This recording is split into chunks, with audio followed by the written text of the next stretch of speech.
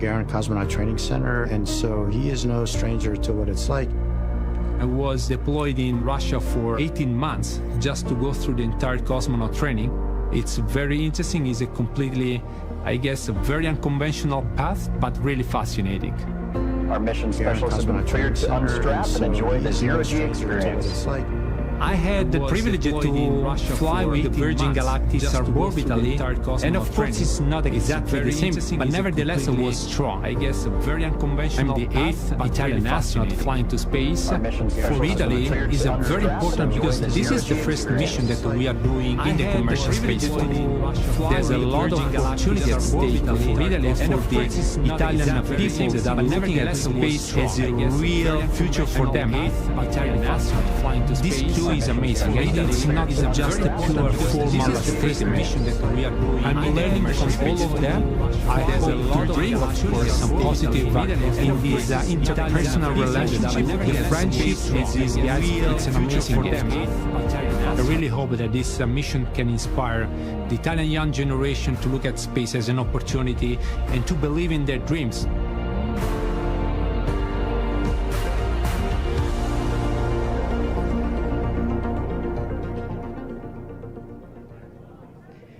I'm joined now by Colonel Domenico Antonacci, who is here with the Italian Air Force Space General Office. Thank you so much for joining us. The relationship between Italy and Axiom Space goes so far. We've been partners for a long time. Thales Alenia Space is building our shells for the Axiom Station modules. Tell me a little bit about why this mission is happening now and what you're looking forward to in the success. Yes, thank you. Very nice to be here. The paradigm has changed. The reason for what we access the space today is not the same that was in the past. As a Ministry of Defense in Italy, and especially the Italian Air Force, more than 15 years ago, we started to take care of what is the human space flight, especially we had the Italian Air Force involved in what is the research in space.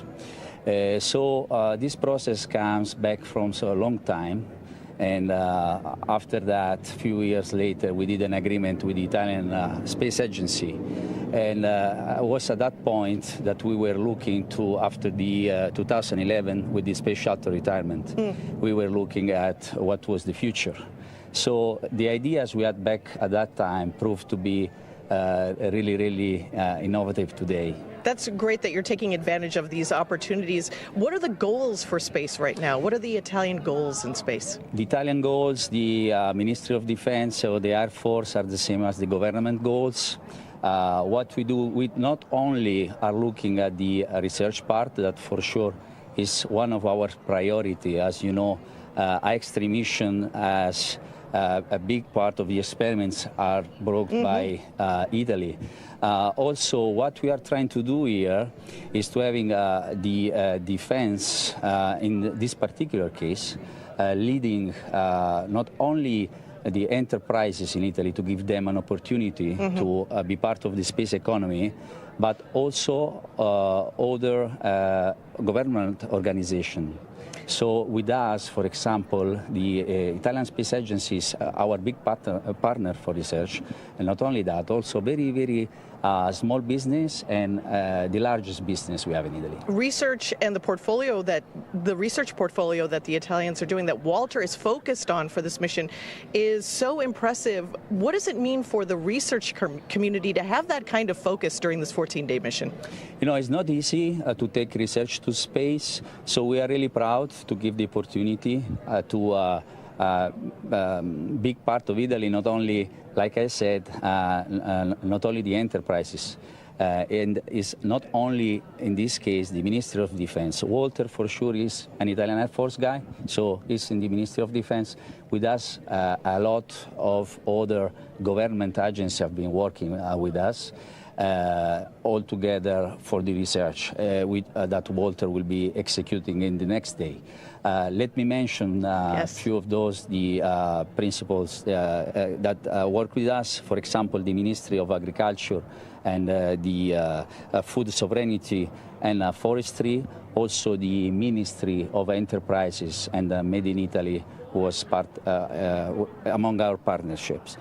And like I said, also for the research part, we have been working close together with the Italian Space Agency. That's wonderful. And he, Walter brings that focus of a pilot now to the research that he's going to be doing in low Earth orbit. Congratulations on this milestone in your history, celebrating the years of the Italian Air Force. This is an exciting time. Thank you for being here. Thank you to the entire Italian contingent for celebrating with us. Just a couple of moments, we'll be really celebrating. Thank you, and go Walter and go Ax-3. Thank you so much. Stay right there. We're going to now turn over to meet some folks over on Marcus's team. Our next crew member to highlight is the first ESA project astronaut in history. You can see how Marcus was selected for this mission. He doesn't do anything halfway. When he goes after something, he's all in. And right now, his sights are set on space. My time in the army and going to university, studying to become an engineer, I figured that if I'm going to do it, why not do it full out? When I start doing something, I build a very big interest of what I'm doing, and I kind of become passionate about it. I guess the thoughts about being an astronaut has been there on and off.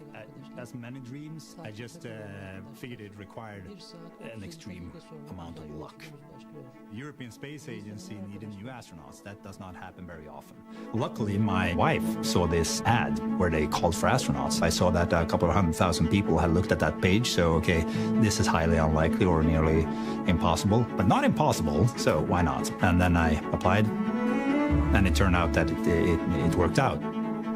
Marcus is one of ESA's new project astronauts, which means that he's been hired to take advantage of these new exciting opportunities that commercial spaceflight offers us. My ESA mission is Moonin. That's one of Odin, the Viking gods, two ravens. Odin sent them out to fly around the world and gather and bring back knowledge. The other raven is Hugin. That is the name of Andy Mogus's mission, being up in space right now. So now Moonin will fly up, meet Hugin, and we'll together orbit Earth and get that knowledge back. The idea of a project astronaut and being a part of pioneering that together with Sweden and then ESA, together with Axiom, making this possible, opening up that way of accessing space for Europe. Sweden is in there helping to make that happen, and that makes me proud.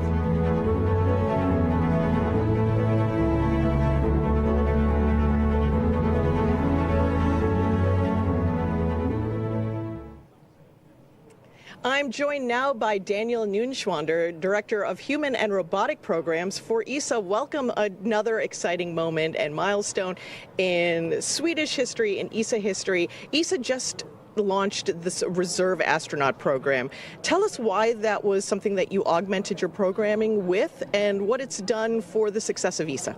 So, good afternoon to all. First, these reserve astronauts are in fact talents which are set in a pool who have been selected out of over 22,000 applications, and when the opportunity arises, they can become project astronaut, as Marcus today. And I'm really excited because it allows us to do more space activities. It allows us to serve ultimately more member states of the European Space Agency. So as a reserve astronaut, Marcus had like a 2-year window, right? This is very fast to be going up into space. What was that timeline like for ESA and for Marcus? So first, let's recall, he has been selected in November 2022. We are now in January 24. It hasn't even been 2 years, Kennedy right? Space Center. It's 1 year and 3 months. Yeah. It's so exciting. I think it shows that we can really be fast. We can really be fast when we want. I should also thank all the actors who made it happen, because it really required an alignment of the planets, literally. Let me first start by thanking Sweden, who took the decision to finance this mission. Let me thank industry, who made it happen, Axiom notably, but ultimately also my team, because there is also a big scientific program behind the mission of Marcus. Yes. And his training for him, and it was a game changer, and I'm happy to be here today. Well, let's talk about that game-changing research. He has 14 days on this mission, very aggressive portfolio that he's going to be chasing to make sure that he's doing all that. Tell us some about those goals, some of those projects he's working on, and what ESA's looking forward to when he comes back. So first and above all, our main objective is to bring forward science very clearly with multiple disciplines here. It starts, for example, with bone health. To give you one example, it goes then over to technology demonstrators. So we really cover our different disciplines: human physiology, biology, material science, up to techno demonstration. So I think this is really a very nice program. Over 20 experiments, which will be done in less than 14 days. So that's really amazing. And on top of that, let's also not forget the second objective, which is about education, which is about outreach. And Marcus will do here a great job. And Marcus has such enthusiasm and such energy. So, of course, people who are going to be tuning in for that educational outreach will be, of course, inspired by his journey and by the work that you're all doing. What is the next step for ESA? Where are you going next in this private astronaut missions and commercial projects? So first, above all, Marcus is already inspirational for all our colleagues, for people who work with him before he have even launched to space, and he will of course touch much more future generations when he comes back and can share with us his real experience in space. That's really the big difference. And then in terms of commercial activities, we are really stepping up significantly our work at the European Space Agency. We have commercial programs nearly in all domains we work today. In exploration, we definitely want to have more commercial actors when it comes also to our transport delivery missions.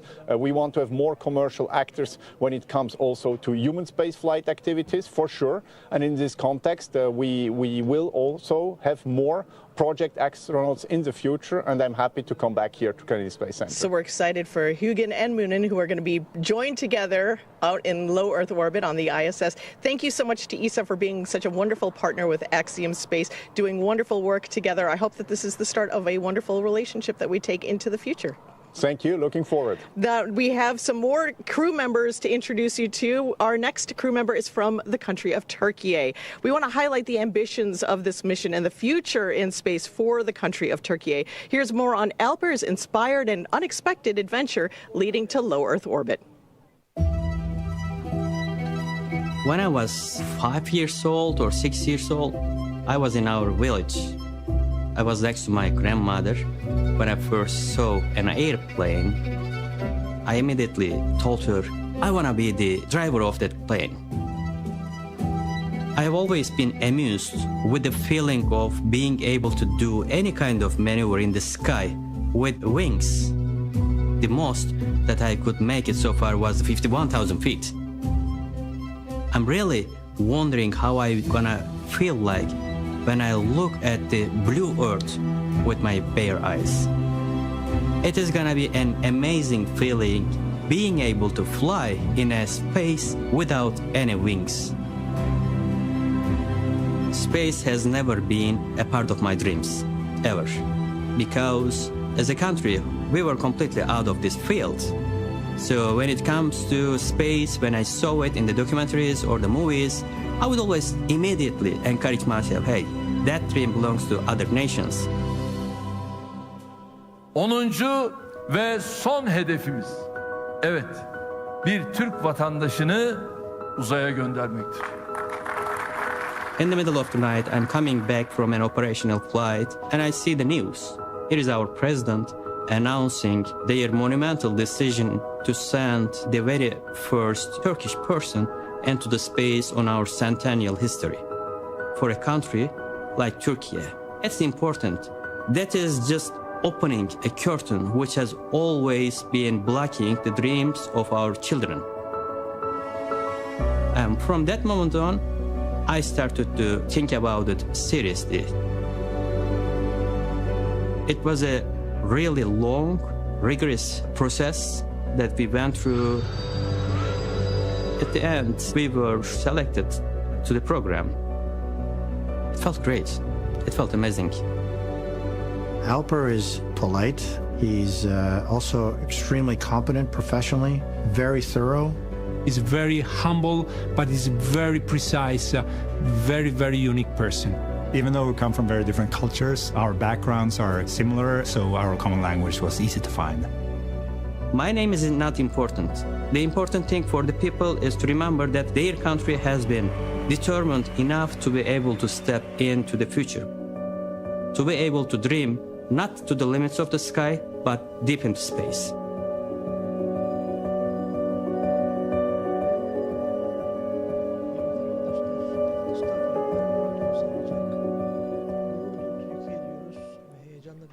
I'm joined now by Mehmet Fatih Kajur, the Republic of Turkey's Minister of Industry and Technology. It has been an absolute pleasure to work with your country and with Alper. He is inspiring, he's poetic. Tell us about this mission and what it means for all of the country of Turkey. Actually, this is a very historic and proud moment for our country, and it's also a testament to our nation's advancement in science and technology. It's the first manned space mission of our country, and I think that this is not only a significant milestone in the history of our country, but also a very strong source of inspiration for Turkish children and youth. Now, the country of Turkey has been involved in human spaceflight in the research category for over 30 years. You've been doing all this aggressive research in space and low Earth orbit. Tell me about the research that Alper is going to be continuing and what kind of portfolio of opportunities that you're going to be working on over the next 14 days. Actually, as Turkey, we are very experienced in space technologies. We are developing and manufacturing our own satellites, our own observation, and also communication satellites. And also we can develop and produce the rockets to reach the space. But when it comes to manned space missions, it's now the very first time for us. And this mission will be also a scientific mission.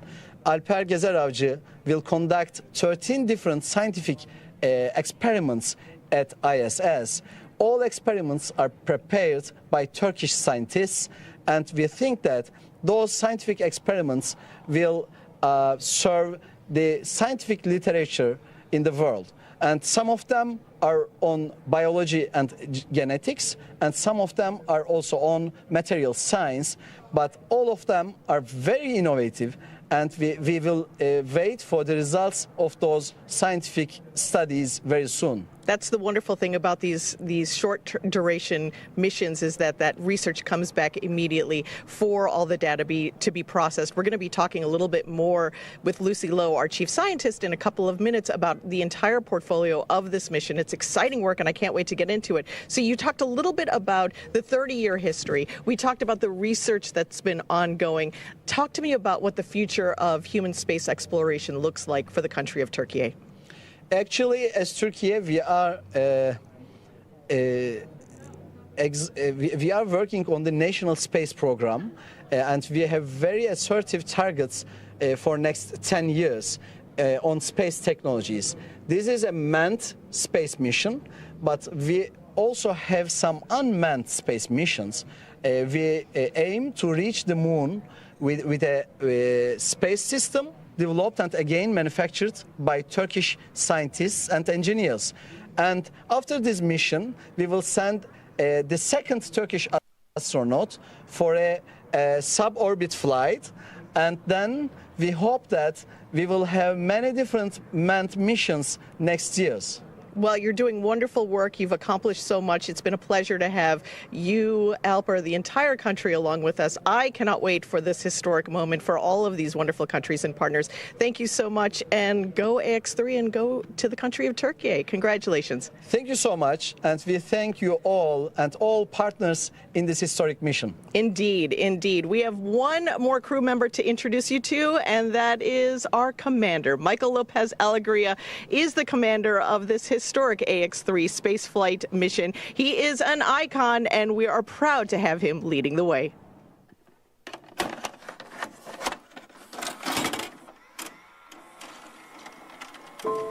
I feel truly blessed and lucky to have had this career path.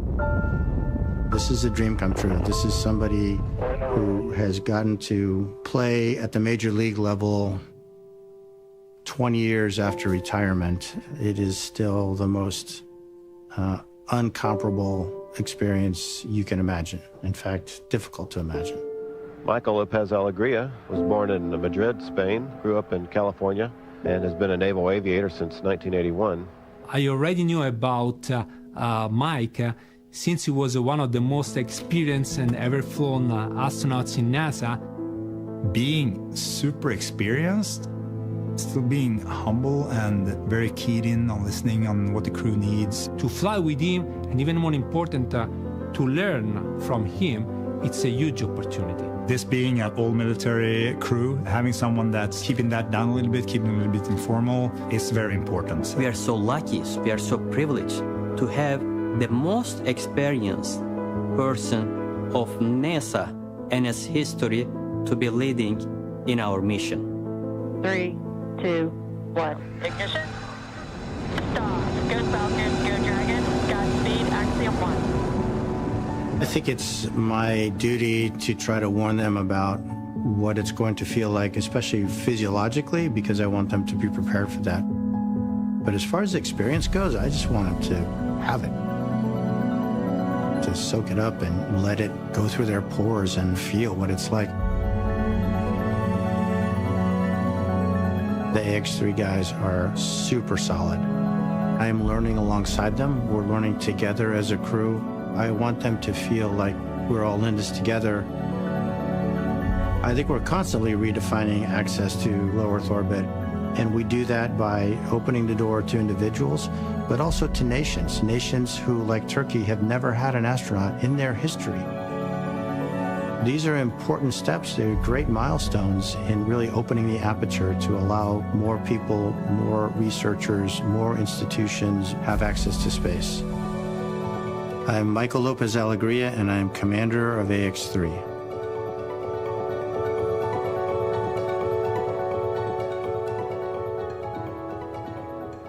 The Ax-3 crew has been a pleasure to support. It's been an inspiring journey to watch as Michael Lopez Alegria's leadership really kicked in with this crew as they learned together. And I think all of our partners are really, I want to thank them for helping us learn more about each of the astronauts and their countries and their missions over the last couple of minutes. From the whole Axiom space team, we send our own well wishes. Go Ax-3. Ronnie, back to you. We are currently T-minus 1 hour and 21 minutes away from launch as the Ax-3 crew awaits its 4:49 p.m. Eastern liftoff from Launch Complex 39A at Kennedy Space Center. Right now, the all-European crew is safely inside the Dragon capsule, and the side hatch was closed for flight at around T-minus 2 hours and 19 minutes. As we heard a few minutes ago, we've already gotten that good call-out that the hatch leak check was successfully completed. We're standing by right now for a post-ingress crew briefing, which should be held sometime in the next few minutes. That's where we'll give the crew any important updates about things we're tracking that could impact our countdown today. But the good news is that weather continues to be go for launch and any contingencies if needed. Right now, our closeout crew is doing final preparations. Next up, at T-minus 45 minutes, our launch director will poll the team for propellant load. Just a few minutes later, the crew arm will begin to retract, and a few minutes after that, at T-minus 39 minutes, the launch escape system will be armed. Propellant load should then begin at T-minus 35. So far, it has been a smooth countdown, and everything is on track for an on-time liftoff a little bit more than an hour from now. With that update, I'll hand it back to you, John. Thanks a lot, Ronnie. Well, Kate, as we watched the video earlier and we heard, this mission really represents 3 very different paths to this moment for this whole crew. But yet, here all of them are in their final preparations for an entirely new journey, both personally, professionally, and culturally. Quite honestly, I don't think missions like this ever get old for me. Yeah, I mean, how can they? Every crew is a different team, and every team has their own dynamics. And it's just incredible to see how people that were 4 strangers come together and be such a close-knit, really, flight family. Yeah, and watching their interviews together, too, you can see that they're prepared, but they're also so humble. And I think that's what's really appealing about this and inspiring about this is it's not about them individually. It's about the team and what they represent for their countries and what they're doing on orbit. So while they're looking at that work doing on orbit, we know that a lot of that is training for their research, right? That really puts into sharp focus just what all this preparation has been for. Training the crew to conduct their research efforts is one piece of this puzzle. But another aspect to a successful spaceflight mission is the effort behind the scenes. Preparing the research payloads, writing the procedures, and coordinating all of the logistics for that research to be loaded and flown to space. To be successful, that entire effort requires an army of dedicated and talented team members. For organizations considering a research study in microgravity, or for entities looking to demonstrate a new capability off-planet, Axiom Space is built to do just that. We're a company that's focused not just on flying people, but really creating the markets, creating the products, creating the services, creating the reasons to be in space. And when you provide that access, you say, what is it that you need in space? We can help you get that. Axiom's objective is to increase access to countries and people and investigators to go to orbit. We want to have more folks interested in commercializing space, to actually use it as a tool and develop things, products that might be used here on Earth. We can do all the research certification, all the research preparation work that's needed. We can do the integration for those payloads, which means that you get all of the hardware and the software and the crew procedures and the crew training together. We can do the cargo services, where you pack everything in kits so that when the crew opens them on orbit, they have everything they need for a certain project. We have some amazing partners that we're working with. National Stem Cell Foundation is actually doing research on Parkinson's and MS. The Sanford Stem Cell Institute is doing tumor organoid research. Our ability to really accelerate the development of those proof of concept studies provides an opportunity for us to help people see science from a completely different perspective and to really do things with more flexibility and get as much science as we possibly can out of each one of these missions. These are the differences that we're seeing with commercial space stations and private astronaut missions. When I think of building commercial markets in low Earth orbit, we're really expanding the definition of global to include 250 miles up. We are doing it now. We are operating. We are opening up access to space. But the future is going to require us to take even more steps, and we've got a head start on all of that with all these missions that we're doing now. Today it's a few nations, tomorrow it should be many nations. And it should be a diverse ecosystem just like it is on Earth today.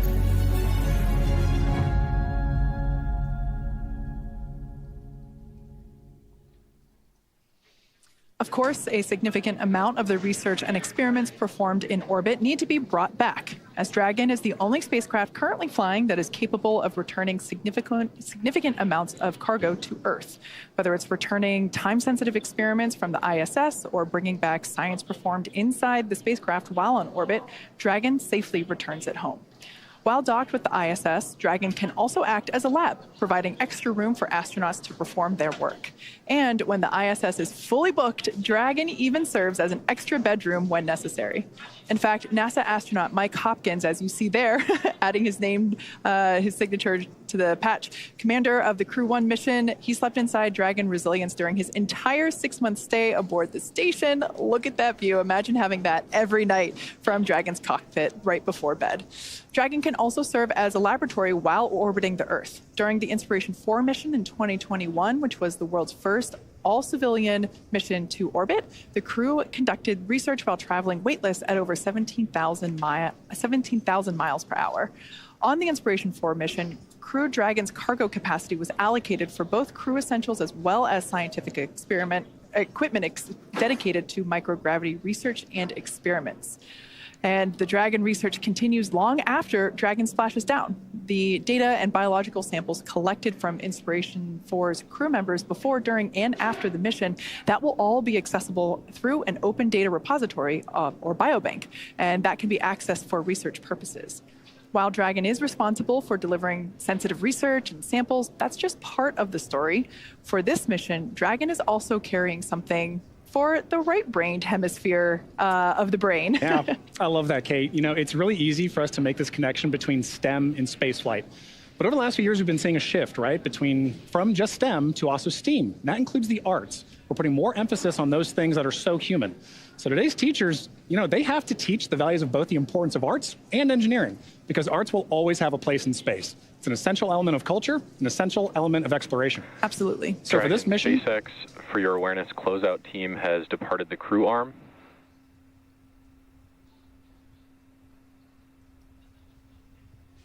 SpaceX tagging, we copy. And with that, Dragon, I've got a post-ingress brief for you. Report ready to copy.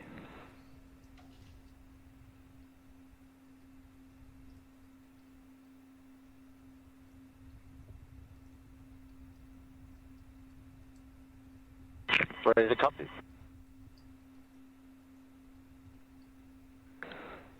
Okay, Dragon, we are officially through the hurry up phase, and now we have a little bit of time to wait.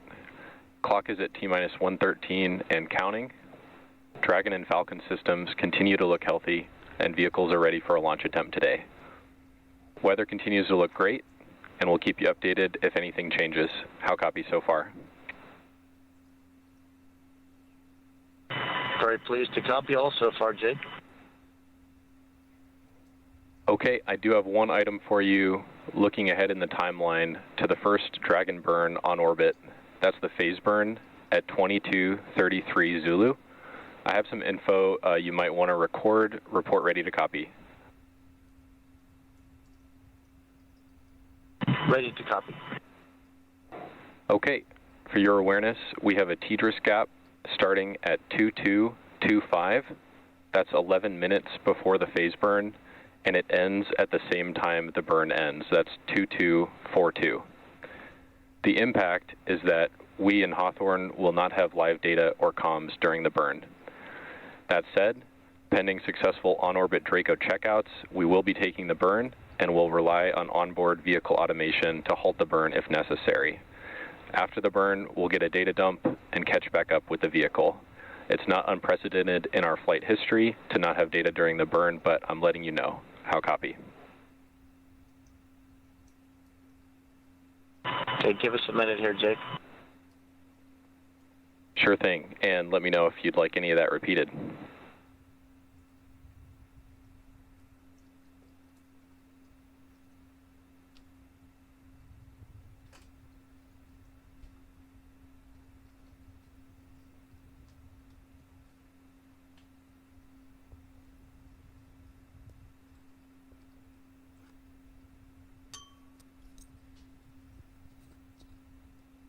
Hey, Jake, we all copied the what you've read. I think the only question is we had a little confusion on your math, or maybe it's our math, but the burn start is 22:33. The LOS is 22:25 to 22:42. I thought you said 11 minutes, but either way, we'll come AOS around the end of the burn. You guys will get the data, and then we'll talk about any deltas, correct?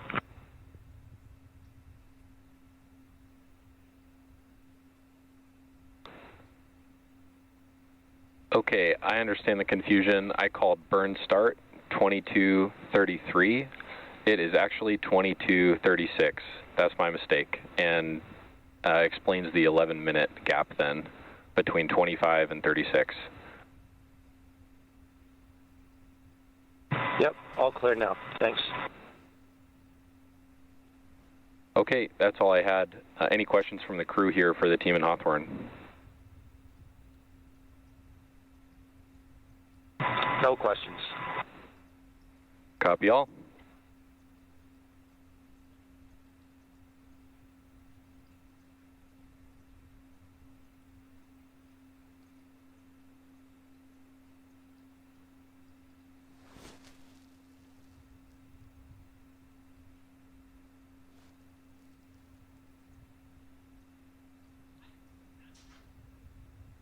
All right, so that was the post-ingress crew briefing. That's the opportunity for SpaceX Core, which is the crew operations and resource engineer, to relay any important information to the crew, as you see seated inside Dragon Freedom. We do this every launch, and that was actually a great example of why we do this and like the structure of those briefs and communication. So RP1 bleed has started. Jake Vendel, the SpaceX Core today basically was saying really good news. Everything is looking healthy on both vehicles, Falcon 9 and Dragon, and the weather looks great. Like, that is music to our ears on launch day. He also gave the crew an update on the timeline regarding an expected loss of signal right around the phase burn, which is one of the burns that Dragon performs in order to reach the International Space Station. And you heard Core say how copy, and then crew basically processed that information and said, wait a minute, we have a question, and so I thought that was a really good example of why we do what we do whenever we have these back and forths, because sometimes something gets misread or something is not understood, and it's absolutely critical that we have clear communication to make sure that everybody is on the same page and is expected. So all in all, really good post-ingress brief. Like I said, all music to our ears. So everything is looking good for our liftoff in just under 1 hour and let's see, we're looking at 1 hour, 8 minutes and 45 seconds. That's a perfect recap, Kate. You know, for something like that, that really emphasizes how we're going to get into the future together, into low Earth orbit and beyond, right? So for Axiom Space, our future is Axiom Station. In the last few years, our team has grown from a few hundred engineers to now over 1,000. Our designs have gone from concept to mock-ups to the machining of flight hardware. So here's how our future is taking shape. There's sort of two philosophies in aerospace. One is you sit around and you think about requirements and you think about what you want to build. Or you build something, you test it, you figure out what works, you build another generation. We really believe at Axiom Space, the path to building something that doesn't exist in the world is you've got to start building prototypes. We sit and think about what we want to build for a little bit, but then we just go build the thing, test the thing, fire the engine. Our role really is to lead the way. A year ago, walking into this facility, you didn't see nearly as much hardware as you see today. Full-scale mock-ups, training hardware, flight hardware. Axiom was created to build a space station, and that's exactly what this team is doing.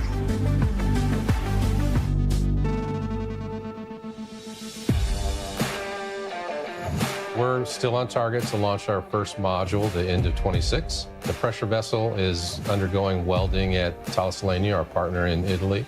There's some of the largest forgings in the world. There's only a couple places in Europe that could even forge some of the pieces. The pressure vessel will arrive in Houston, and then we'll do all the final outfitting at our spaceport facility. And in the 50-year history of human spaceflight in Houston, it will be the first human-rated spacecraft ever built in Houston.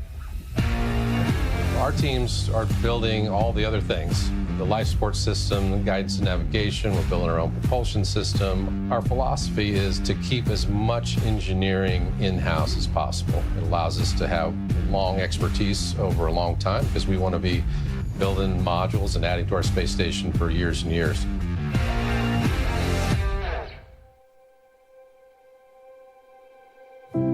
Through our station, we will open up low Earth orbit to the world, to explore, to travel, to complete science in space and beyond. Microgravity represents this enormous natural resource, and we think there are things that we can do there that lead to medical breakthroughs, material breakthroughs, and leads to a better world for everyone. It's the ability to produce the highest quality of parts, materials, biological media, in an environment that is nearly pristine. Behind us is the Earth Observatory. We will fly it as part of the third module that goes to the International Space Station. And then the International Space Station robot arm will actually move it and position it underneath HAB-1. So it will have this fantastic view of the Earth through the largest space windows ever attempted. This is as close as you can get to actually doing an EVA in space. We talk about the overview effect, where crews come back and see the world in a different sense than they did before. And I think this is where you can really contemplate that whole experience.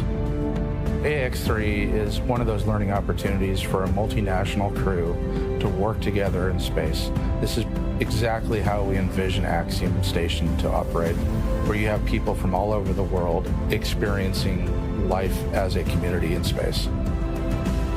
Every morning when I walk into this building, I'm inspired by the work this team is completing. It's just a wonderful feeling seeing so many people excited about the prospect of launching the first commercial space station. If we're going to make a sustainable presence outside of the Earth biome, this is how we have to do it. Axiom Space is a continuation of a human need to explore and to move humans into the cosmos.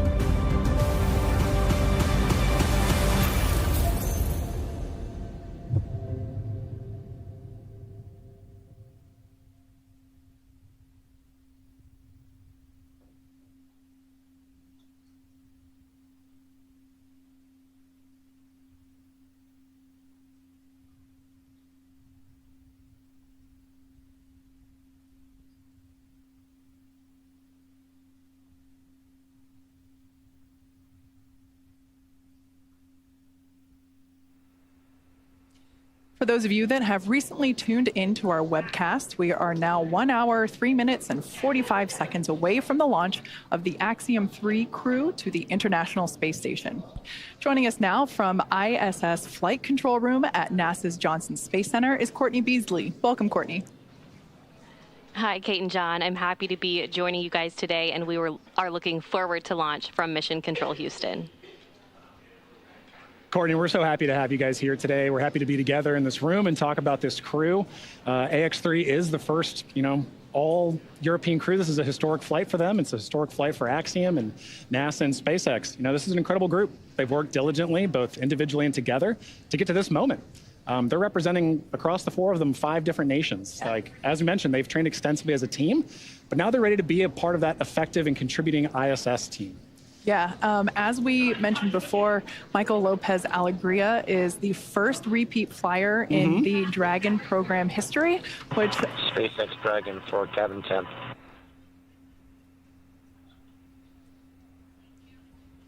Dragon SpaceX, I think that was for cabin fan. Go ahead. Actually, Jake, it was for cabin temp, and we're feeling just a little bit on the cool side here, wondering what the options are for warming it up. Copy. Understood. We'll take a look at it. Thank you. All right, some quick back and forth there with the crew and SpaceX Core, basically just asking to if there's any options to warm up the cabin. They're a little cool. As I was saying, MLA, our commander today, he is our first repeat flyer in the history of the Dragon program, which I guess means that we have to make a frequent flyer member club of some sort. I think you need to give him a punch card for this, and he's no stranger to Dragon, as we're going to look at now. So the voice you heard there, like Kate just mentioned, Michael Lopez Alegria, or MLA, who is no stranger to human spaceflight. He's actually a dual citizen of the United States and Spain, and Ax-3 marks his 6th mission to space, having completed 3 space shuttle flights and a Soyuz mission as a NASA astronaut, prior to commanding Ax-1 with Axiom Space. MLA holds the NASA record for both the total number of spacewalks and the cumulative amount of time spent conducting spacewalks. In 2020, he was inducted into the U.S. Astronaut Hall of Fame, and today, when he's not in low Earth orbit, MLA serves as Axiom Space's chief astronaut. Our pilot on today's flight, Walter Vilade, is from the Italian Air Force and is taking his inaugural trip to low Earth orbit. Vilade currently serves in the Italian Air Force and as head of the Italian Air Force's representative office in the United States. He has completed cosmonaut training as a space engineer, participated in multiple analog training. Dragon SpaceX, for a different topic, we are about to send a command to cycle the orbit tank ISO valves to equalize low flow pressure. You should hear it. How copy? Okay, we copy. We're standing by. All right, just notification there to the crew. Dragon, I've got an update on the cabin temp, and it's not necessarily favorable. There's not much we can do at this point from the ground, especially anticipating the heating that will incur during ascent. I'd like to assess if this is something you think you can ride out for another hour here. Absolutely, Jake. Just wanted to ask, but we understand what the priority is here. Copy, Dragon. Yeah, appreciate you asking. Sorry we can't do more in this situation.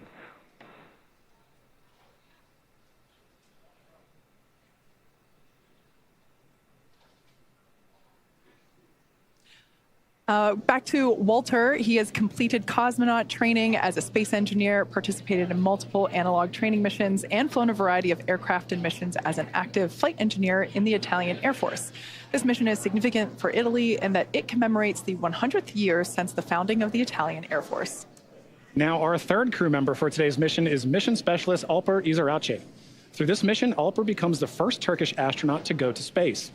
With 15 years of experience across a myriad of aircraft for the Turkish Air Force, UzayaÇıkıyoruz got his start in the Air Force Academy in Istanbul, Turkey, and earned a master's degree from the U.S. Air Force Institute of Technology. He then flew as a commercial airline captain for several years before returning to duty in the Turkish Air Force. This mission also marks the 100th anniversary of the founding of the Republic of Turkey. And finally, we have mission specialist Marcus Want. a lieutenant colonel in the Swedish Air Force who flew 9 years as a fighter pilot and graduated from the U.S. Navy Test Pilot School at the top of his class. In November of 2022, Marcus was selected by the European Space Agency as an astronaut reserve. However, with this mission, Ax-3, he becomes the first project astronaut in ESA's history, a new designation within their ranks. In just a few short hours, he'll be only the second ESA astronaut of Swedish nationality to ever go to the International Space Station, a milestone marked in a year of jubilee as the 500th anniversary of the founding of the country of Sweden. So that is the Ax-3 crew. We are now under an hour until liftoff. We're at T-minus 58 minutes and 10 seconds, and they're going to be heading to the International Space Station.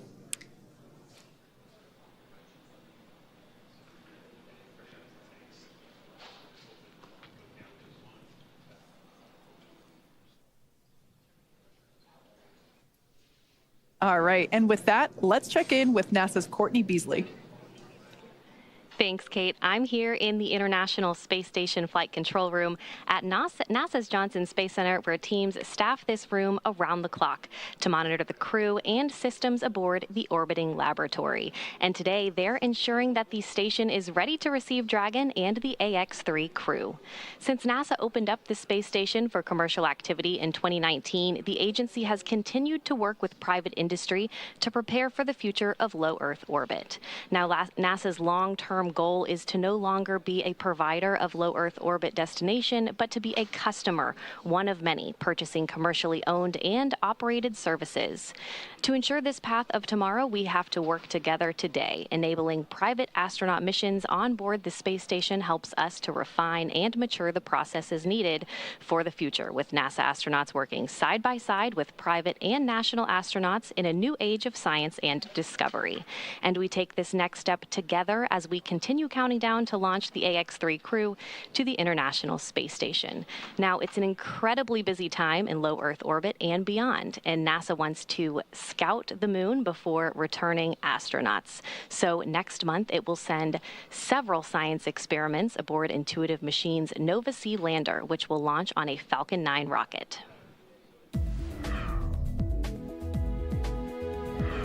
NASA is working with several American companies to deliver science and technology instruments to the moon through CLPS, the agency's Commercial Lunar Payload Services initiative. One of the companies is Intuitive Machines, which developed and built the Nova-C lander. Nova-C has 6 NASA experiments studying things like how sunlight charges the lunar atmosphere and how dust and gas particles will be affected by the spacecraft's landing on the moon's south pole.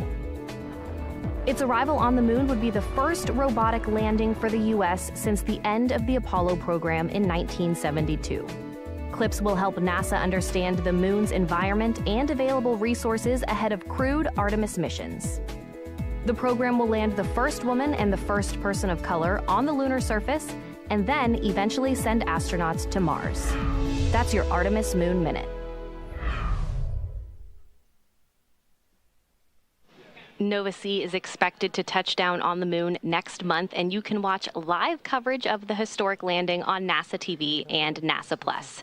Now let's check back in with John and Kate in Hawthorne. Thank you so much, Courtney. You know, it's such an exciting future we have to look forward to, and it doesn't really feel that far off. You know, every day behind us, all over the country, back in Houston, there's work happening to bring about this vision. Yeah, that's right. Even as we speak, SpaceX teams are preparing for our upcoming launch of the Intuitive Machines Nova-C lunar lander, known as the IM-1 mission. This will be the first SpaceX-provided launch of NASA's Commercial Lunar Payload Services initiative, a key part of NASA's Artemis lunar exploration efforts. And down at Starbase, Texas, we're continuing to build, test, and fly Starship, the world's most powerful launch vehicle ever developed. It's a fully reusable transportation system that will transform how we access space because it's designed to carry a massive amount of cargo and large numbers of people to Earth orbit, the moon, Mars, and beyond. We completed 2 flight tests last year, one of them you see here on your screen now, and 2024 is lining up to see even more Starships take flight. We're still in the testing phase, but things like flying rapidly, full system reuse, and on-orbit refilling will be key to building and staffing a viable moon base. And right now, we're gearing up for Test Flight 3, currently targeted for sometime in February. We're also building a second Starbase launch tower, which visualization you see there, and that will further increase Starship's flight opportunities. And I love this. This is so cool looking. It's not that far off in the future. With our Starship Human Landing System, or HLS, we're part of the global team with NASA and companies, including Axiom Space, that will put astronauts back on the moon under the Artemis program. First, we're going to fly, and fly often on flight tests, one of which will be an uncrewed mission all the way to the moon. This will take place before the crewed Artemis 3 mission, which will be the first human expedition of the moon surface since 1972. Also in testing, our engineers are proving out all systems necessary to make a trip to the moon possible, like propulsion, life support, even the elevator that you see here that will take crew and cargo from the Starship hatch down to the lunar surface. It's literally a space elevator. That's awesome, Kate. And in addition to the launch and landing capabilities that you just mentioned, another essential component of the Artemis program is a spacesuit that is capable of executing a wide array of mission objectives. A spacesuit really is a spaceship. It's just a little smaller and in human form. So, in order to develop a lunar spacesuit that meets all of the objectives for Artemis, Axiom Space is building the Axiom Extravehicular Mobility Unit, or Axiom-U, back in Houston, Texas. Our next-generation spacesuit is built to provide greater flexibility and mobility, allowing astronauts to work on the moon in ways that were not possible 50 years ago. We've also put a strong emphasis on modularity, meaning that the Axiom-U suits will support a wide range of body sizes and types. From the hand-built soft goods to the life support, advanced avionics, and communication systems, this entire Axiom-U system is built with integrity and care from head to toe. And I'm truly honored to say that I'm a small part of that amazing team. Leveraging years of this human spaceflight experience and partnering with numerous industry leaders, Axiom Space is ensuring that the Axiom-U allows astronauts to succeed on Artemis and beyond. There's so much to look forward to with this groundswell of focus on the moon. It's just incredible that humans are finally going back to the moon, and the efforts of SpaceX and Axiom get to play a vital role in that. I know. I love that we get to be a part of this in our generation, right? Like, this is what commercialization of space looks like. It takes cooperation, it takes coordination, and a lot of dedication.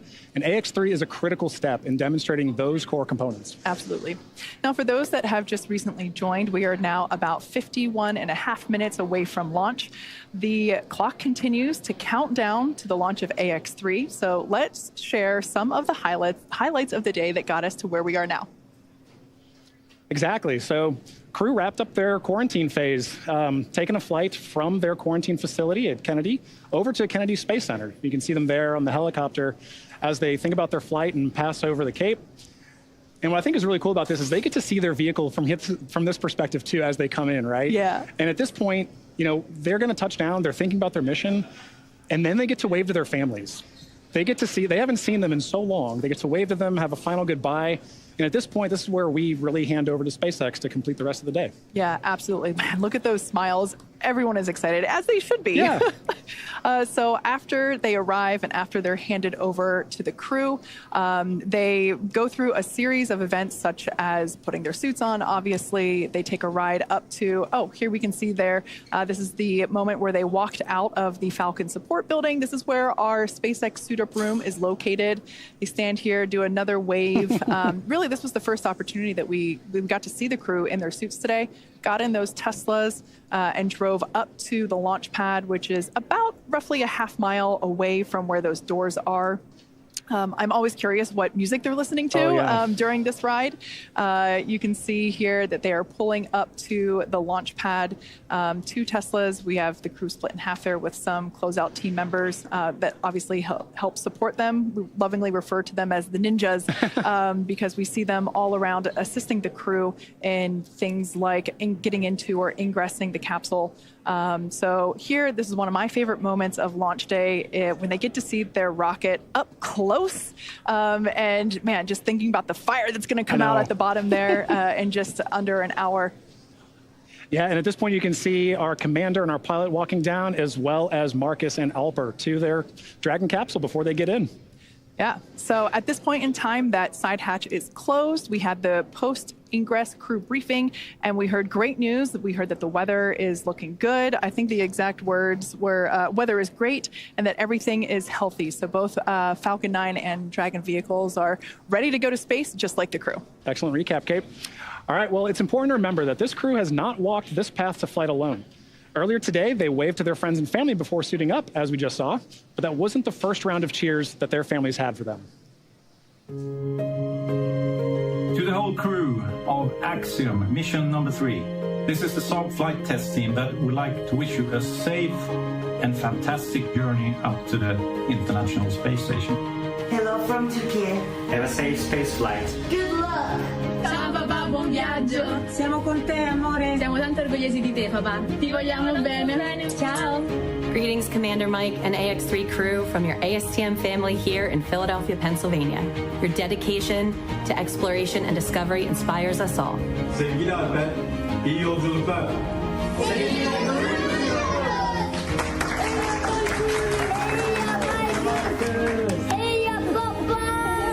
Inno. Rymden!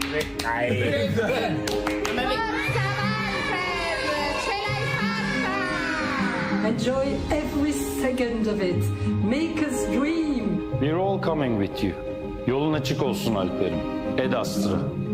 Que acuérdate de saludarnos desde allá arriba, desde alguna de las ventanitas. Y nada, que estaremos esperándote con los brazos abiertos para cuando vuelvas. Un besito. Congratulations, Alper. We're excited for your opportunity to go into space. Have a good and prosperous time there and get back to Earth safely. Un grande bacio. Un abbraccio dalla mia famiglia. Ciao! Un bacio, zio. Ti vogliamo bene.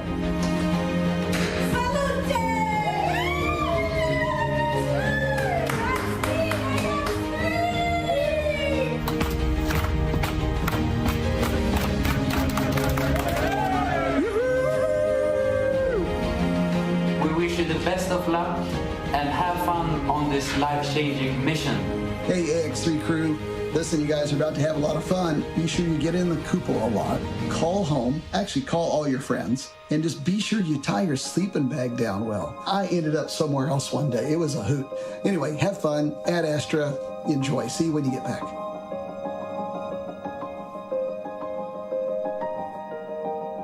Yeah, those are pretty wise words from John Schaffner there from AX2. Yeah, it's just so fun to see everybody's cheers. Space really is for everyone, including everyone that loves the people going to space. Exactly. Operators on countdown. Polling is complete. Both Dragon and Falcon teams have pulled go for LaunchScape arm, propellant load, and launch. Stand by for abort instructions.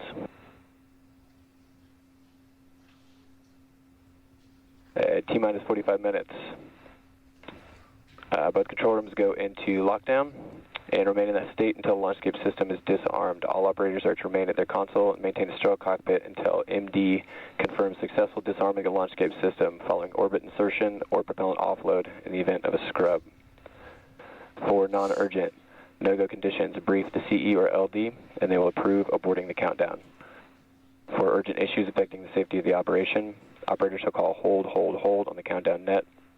Launch control will abort the launch auto sequence immediately and proceed into launch abort. At T-minus 10 seconds, launch control will be hands-off and relying on automated abort criteria for the remainder of the count. Operators advise the launch director whether structural breakup or fire is imminent or occurring per Dragon manual escape flight rules. Launch control at this time. You may proceed with arming the crew arm for movement.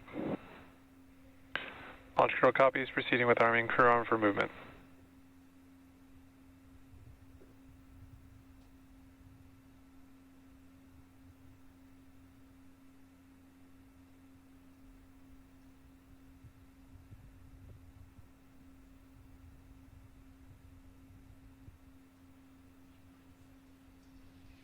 Well, there you heard it. We are go to proceed with propellant load in just under 10 minutes. Crew arm retract has started.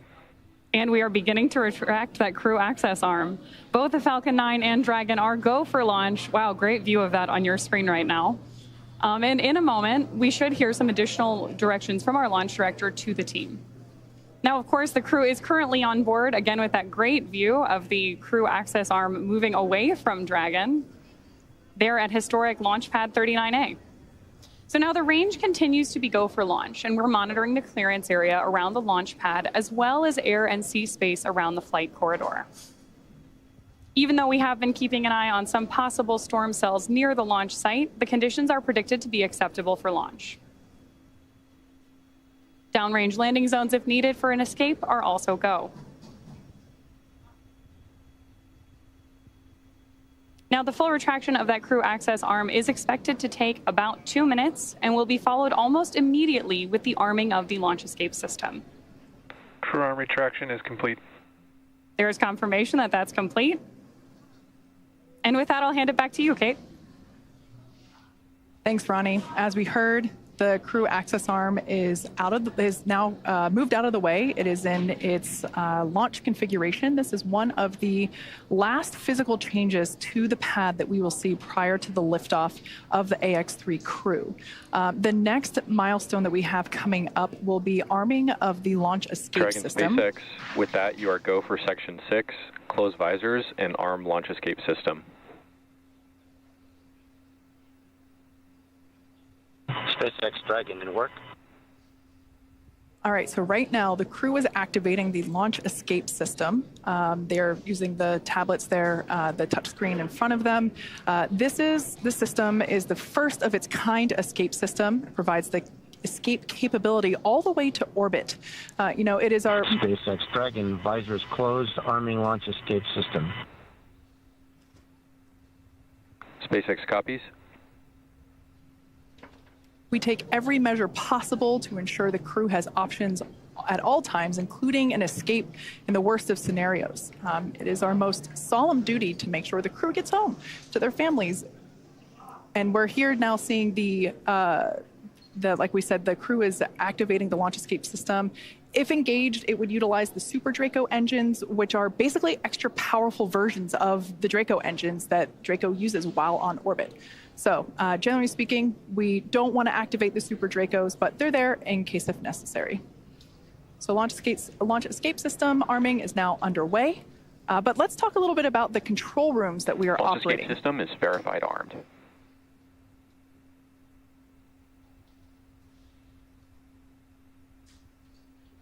All right, there we heard the call out telling us that that launch escape system is now activated. So here, this is our mission control center, and here just behind us, actually, at SpaceX headquarters in Hawthorne, California. We also have launch control at Firing Room 4 at Cape Canaveral. That team is responsible for monitoring Falcon 9 throughout the countdown and the launch, whereas here, mission control is responsible for close monitoring of the crew and Dragon every step of the way as the spacecraft orbits the planet along its customized flight path.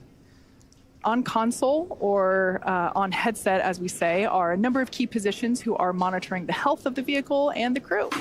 The mission director, call sign MD, as you'll hear out on the nets, that person's responsible for mission success and is in charge of the room.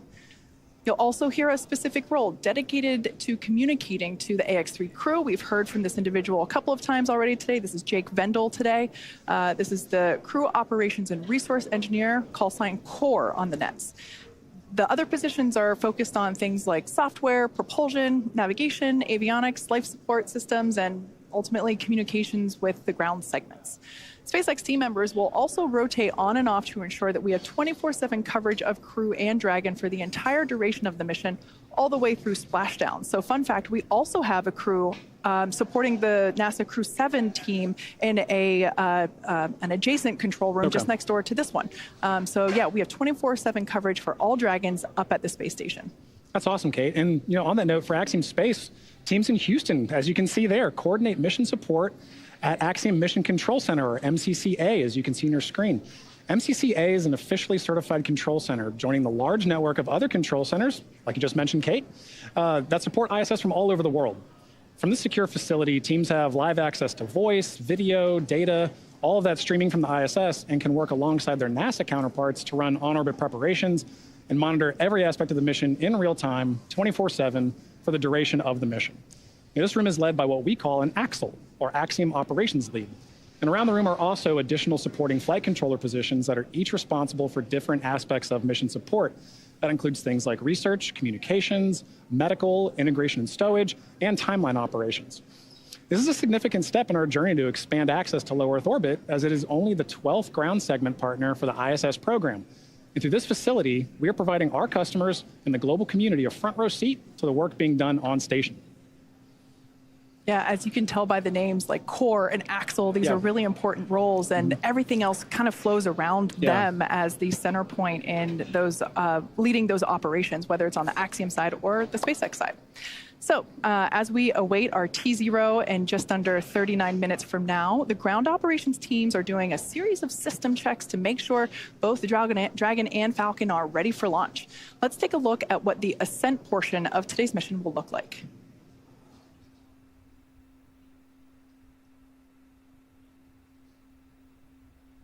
Once we hit T-0, we'll watch Falcon 9 and Dragon lift off from historic Launch Pad 39A, which you have a great view of right now, and begin to make their ascent. At about 43 seconds into flight, Falcon 9's engines will throttle down to help us pass through the period of maximum dynamic pressure on the rocket, or what we typically refer to as max Q. It's worth noting that once we hit max Q, the vehicle will be going supersonic, or faster than the speed of sound. Once we are through the period of maximum dynamic pressure, we can throttle up our Merlin engines again. From there, at about 2.5 minutes into flight, we have a series of 3 events that happen in rapid succession. First is MECO, or main engine cutoff. This is where all 9 Merlin engines shut off in preparation for stage separation. Stage separation is where the first stage detaches from the second stage, with the first stage making its way back to Earth for landing as the second stage continues on its journey with the third event. That's second engine start 1, or SES1, where the Merlin vacuum engine on board stage 2. Expect cloud venting from the vehicle in 30 seconds. Where the engine on stage 2 lights up and propels the second stage, along with our Ax-3 crew and Dragon, into orbit. As stage 2 heads towards its targeted drop-off orbit, stage 1 will execute 3 burns in order to make its way back to Earth. The first is the boost back burn, where 3 of the Merlin 1D engines will reignite and shut down.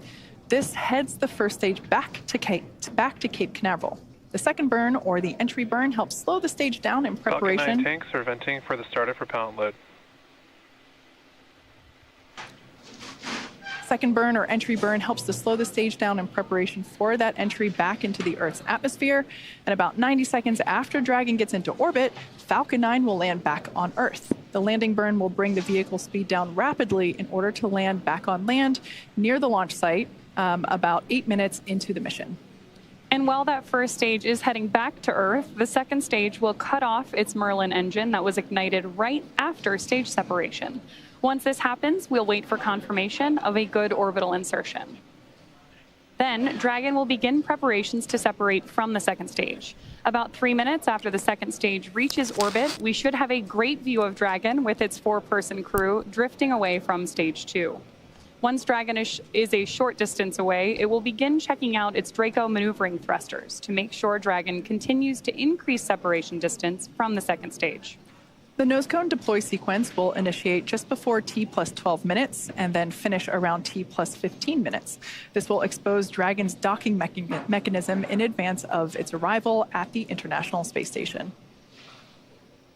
For us, these Dragon missions are important for safely flying astronauts so they can conduct scientific research and other activities in space, but also because they are laying the foundation for the future where more people from more countries all around the world will have an opportunity to travel to space, whether it's low Earth orbit, the moon, Mars, or beyond. In the history of human spaceflight, less than 700 people have ever been to orbit. At SpaceX, we want to help create a future where not just hundreds of people, but thousands and ultimately millions of people can travel off Earth to live and work in space and on other planets. Last year, we flew 6 Dragon missions. This year, we could launch up to 8 missions, including 5 or 6 human spaceflight missions, and that's only going... Propellant load has started. All right, right now we just heard the call at Falcon 9 has begun loading its propellants, liquid oxygen, and RP-1 rocket-grade kerosene, so good news there. As I was saying, this year that could include 5 or 6 human spaceflight missions, and that's only going to increase in the future. Thus far, we've only launched crew missions from Launch Complex 39A, which is what you see on your screen now. However, to support our growing manifest of Dragon missions, we've recently made some new upgrades to our other Florida launch pad, Space Launch Complex 40, which you see there with a brand new crew access arm being lifted. We're on our way to having 2 launch pads capable of supporting human spaceflight missions, meaning we'll have more opportunities to fly people on Dragon to orbit. If you're interested in helping us advance the future of human spaceflight and potentially fly on a future Dragon mission, check out spacex.com/human spaceflight to learn more.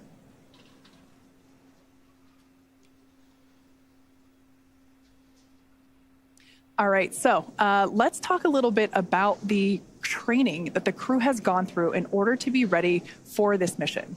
Altogether, the Axiom-3 mission crew spent about 35 days training inside Dragon, and crew members individually received additional training specific to their role, learning SpaceX protocols, ISS systems, and preparing for the science and outreach activities that they'll be conducting while in space. Private astronaut training is rigorous. To prepare the Ax-3 crew for their mission, our teams here at SpaceX have spent the last several months teaching the crew about orbital mechanics, how to live in microgravity, and running simulations of full missions from inside our Dragon training capsules. The training program includes nearly 100 different lessons covering all aspects of flight. And if you're thinking it's kind of hard to tell what's the true training and what's the real capsule, that's true, because they're pretty much identical, and that's the point. The team also spent time at the launch pad, in the suit-up room, and working through emergency procedures that would be necessary in the unlikely event of a pad abort scenario. So let's take a further look at this crew in action. Exactly. The crew spent extensive amounts of training time in historic Building 9 at the Johnson Space Center, learning from certified instructors on all critical systems necessary to ensure a successful stay aboard the orbiting laboratory. The team even prepared for unlikely emergencies, like you mentioned, Kate, and learned how to provide first aid in a microgravity environment. Additionally, they learned how to prepare food and make selections for their meals, as well as learning other mission control positions and how mission control operates to better ensure that mission success during their flight. They also had a chance to familiarize themselves with the gear that will enable them to document their trip, their research, and help them connect with those back on Earth during their outreach events. ESA and JAXA also played a critical role in cruise training. Each module on orbit has its own nuances, so gaining insight into the specialties of their racks and modules is necessary, especially for this mission. Extensive training on station navigation, on-orbit familiarization, emergency response, and repetition of walking through processes and procedures all help the crew maximize every second that they have during their flight. Simulating science research, operations, and even discussing how to sleep in space are all necessary lessons on the path to mission readiness. Now, the National Outdoor Leadership School, or NOLS, provides very unique Earth-based experience for many astronauts before they fly. This is really a bonding experience for the crew. It can't be overstated how much teamwork factors into every aspect of their flight together, and this training in particular aims to thoroughly establish that. They also focus on survival skills, resilience, leadership, equally as important as followership, and overall teamwork to ensure they really are more than just passengers on the same rocket. The camping and outdoor adventure provides a solid foundation for the team to build on throughout their training. NOLS was definitely a highlight of this crew's preparation and training, and you can hear it in their voices and see it on their faces when they talk about their bond with each other. Now, you can't truly experience flying into space until you fly into space. But some really unique tools have been developed to provide the closest experience possible. An altitude chamber can challenge the body with oxygen deprivation in a controlled and safe manner, while human-sized helium load has started.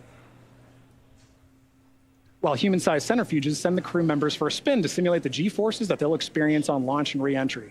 It can be a bit nauseating, but it does help the crew know exactly what to expect on launch day. Now, at the end of it all, a mission patch is celebrated and it is hung in a tradition since the earliest days of spaceflight. So fittingly, as Ax-3 heads to the International Space Station, the crew had the chance to be present for the patch hanging ceremony of their mission patch in Building 9 on that module in Johnson Space Center. Spaceflight is a serious business, but moments of levity and celebration like this help everyone pause and reflect on the incredible accomplishments being achieved every day. No matter how many patches join a canvas like this one, each one is incredibly special because of the people who make it possible. The crew and those here on Earth supporting each mission. So now for more on each crew member's portfolio, we're going to send you out to the Kennedy Space Center with Sonia Gavankar-McKay, the Axiom Space Director of Digital Strategy, who is joined by Axiom's Chief Scientist, Dr. Lucy Lowe. Building on the success from AX-1 and 2, now 3 has over 30 experiments, and some of them returning customers. Lucy, good to have you back. This is one of my favorite parts of the pre-launch broadcast because we get to talk about all the science that's happening. There's so much happening. It's over 350 hours of research, which is great. But do we think like this is going to help us here on Earth? Does it really? Absolutely. So everything the crew is doing, it has huge benefits, not only for spaceflight and advancing exploration goals for humanity, but a lot of the research they're doing is really based on benefiting humans down here on Earth, whether it's healthcare, medicine, different kinds of technology applications. Everything they're doing has really tangible benefits to science and technology back down here on Earth. If you had to summarize each of the country's portfolios, how would you do that? Italy. Give me some words. They are doing some fantastic technical applications for the Italian Air Force, and they are doing some really advanced biomedical research as well with some of their companies that they're working with. Excellent. Turkey, it's all about bringing all of Turkey together.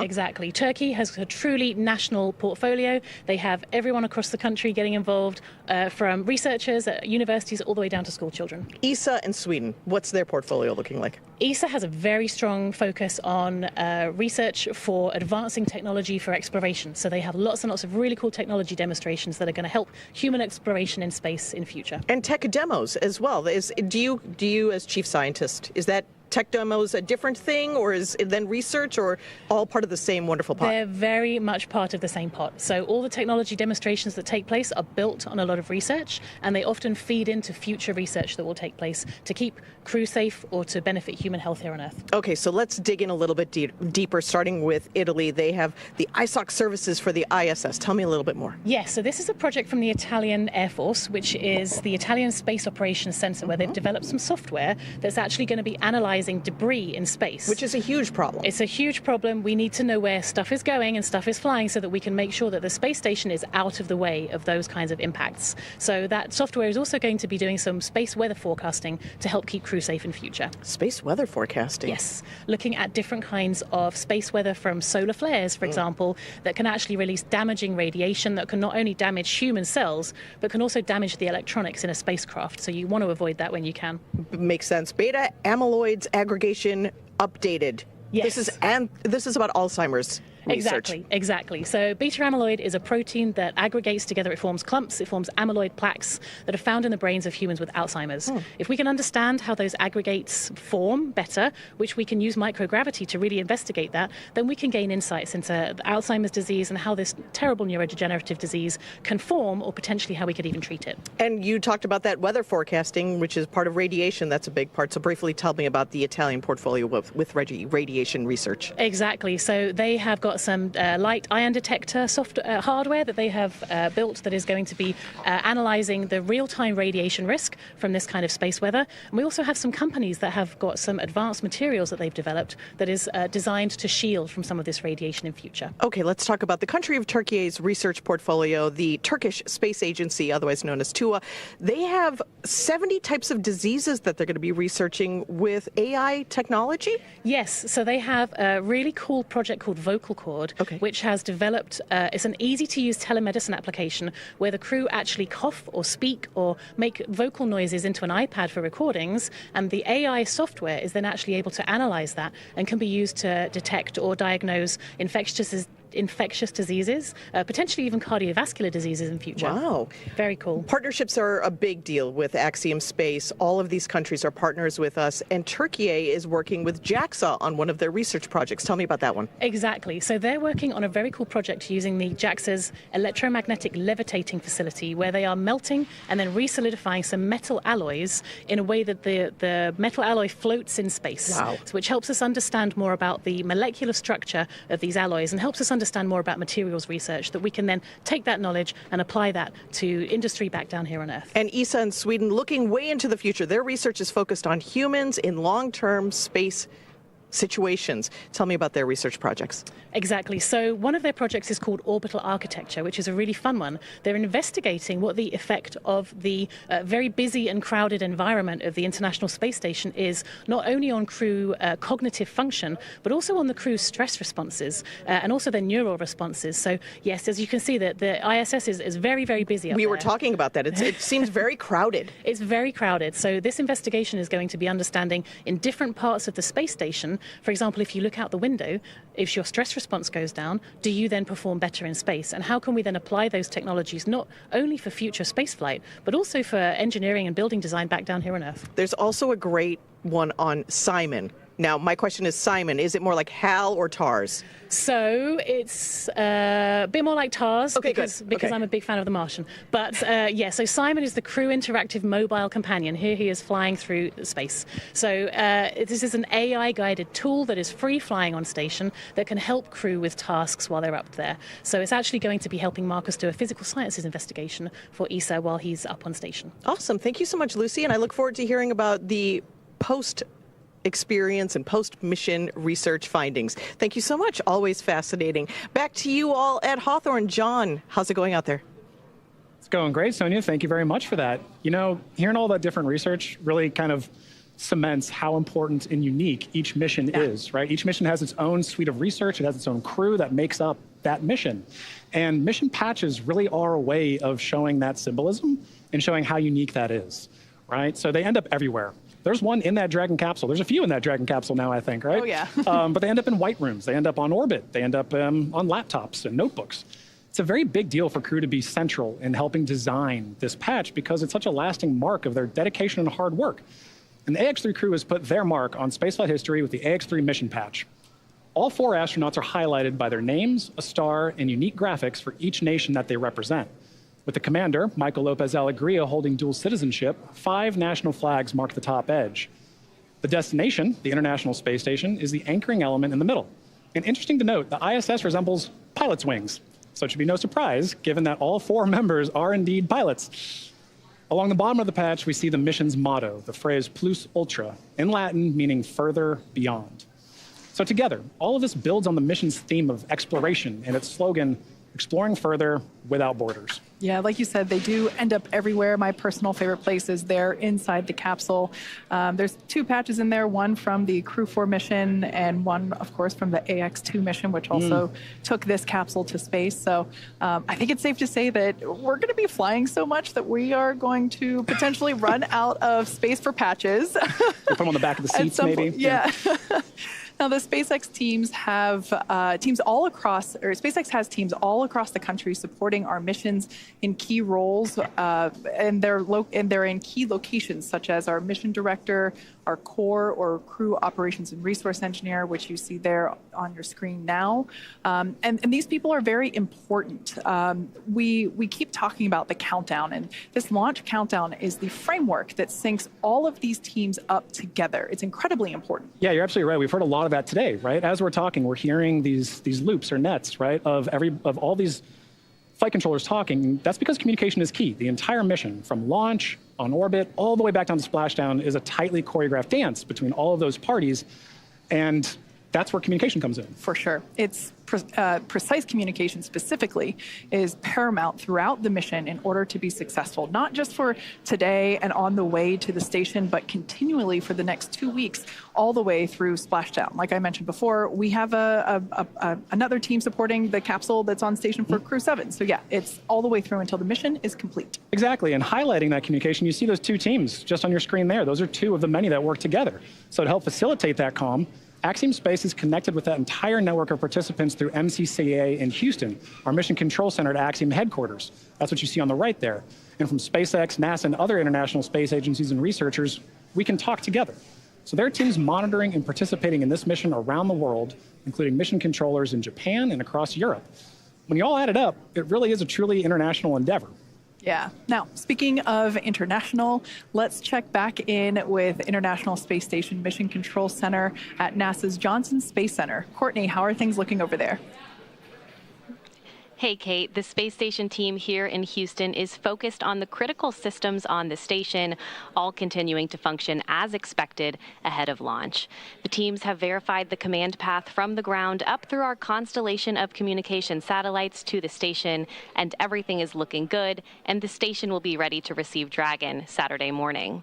Now, once the Ax-3 crew arrives at the station, there will officially be 7 nations aboard the station.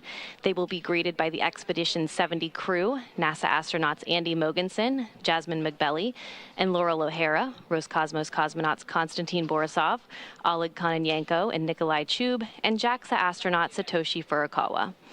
And once Dragon is fully docked to the station, the team here in Houston will assist the Axiom Space and Space Station astronauts with leak checks as they work to open hatches on both the Dragon side and inside the station's pressurized mating adapter. We expect hatch opening to take place approximately 2 hours after docking. Flight directors Diane Daly and Diana Trujillo are on console now, leading flight controllers for launch, and flight director Judd Freeling will lead teams for docking on Saturday. Mission control in Houston is go for launch. Now with that, let's connect with Sonia at Kennedy Space Center.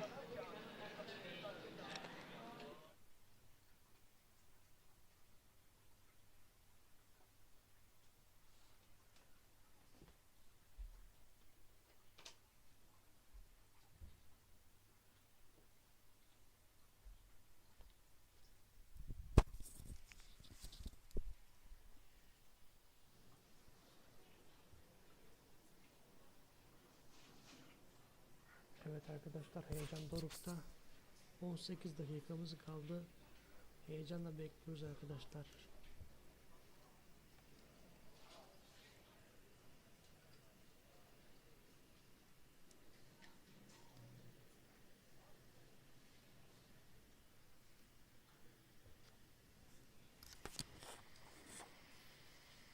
All right, for those of you that have recently tuned in, we are now within 20 minutes until the launch of Ax-3 to the International Space Station. Officially, T-minus 18 minutes on the dot. We've had a pretty clean countdown so far today. As I mentioned before, this launch countdown is the framework that syncs everybody together. We have teams in Houston, here at SpaceX headquarters in Hawthorne, California, of course at the Cape itself, firing room 4, and everything is proceeding nominally. The reports that we heard earlier during the post-crew ingress briefing was that the weather was great, although we can see here on our screen a little cloudy, but we see some blue skies through there, so love to see that. We also heard that the team was working no major issues. Both Falcon and Dragon remained healthy. At T-minus, I believe it was 35 minutes. Yeah, T-minus 35 minutes, we began prop load or propellant loading. We now see some of these white clouds billowing from the vehicle. This is totally normal during this propellant load phase. We are currently loading our super chilled, also known as densified liquid oxygen onto the vehicle, as well as rocket-grade kerosene, or RP1. We will continue to see these clouds kind of forming, and we'll get even more of them right after those closeout lines complete at T-minus 3 and 2 minutes, when both the first and second stages complete all of its propellant loading. Like I said, everything continues to look great. The crew is currently strapped into their seats. There's a 5-point safety harness. You can think of it like a seatbelt, but it's a little bit more advanced than that. Actually, we see a live view of the crew there waiting so patiently as we are getting...